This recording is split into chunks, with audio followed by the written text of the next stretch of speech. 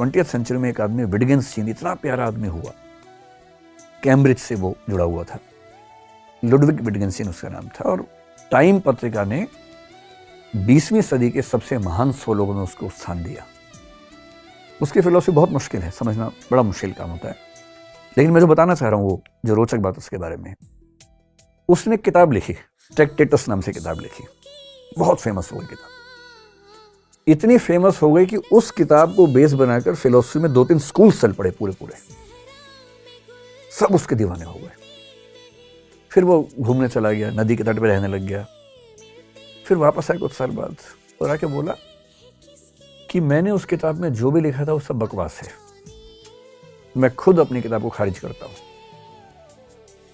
बाकी लोग बोले आप तो खारिज कर दोगे, हम तो उसी के बेस पे पता नहीं कहां तक भवन बना चुके अपने अपने। तो उसने कहा नहीं, गलत है तो गलत है, मैंने बोला उस समय वही समझ में आया, सब गलत है।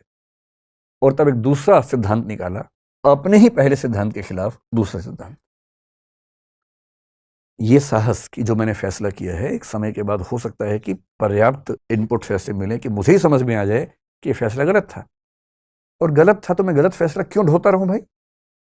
क्यों नहीं ईमानदारी से मान लूं कि हाँ एक गलती हुई, अब मैं उस गलती का निराकरण कर रहा हूं, मेरी राय पहले ये थी, अब मेरी राय ये है, और अभी भी गारंटी नहीं है कि हमेशा ही रहेगी राय, कल को बदल सकती है। हाँ, ह्यूमन रिलेशंस में आप नहीं कर सकते ऐसा बार बार, लेकिन सामाजिक मुद्दों पे, राजनीतिक मुद्दों पे तो कर सकते हैं।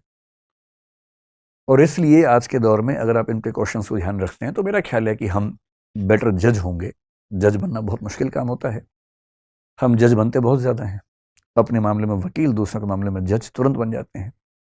लेकिन जजमेंटल होना जज होना नहीं है, जजमेंटल हुए बिना ठीक फैसला करना जज होना है।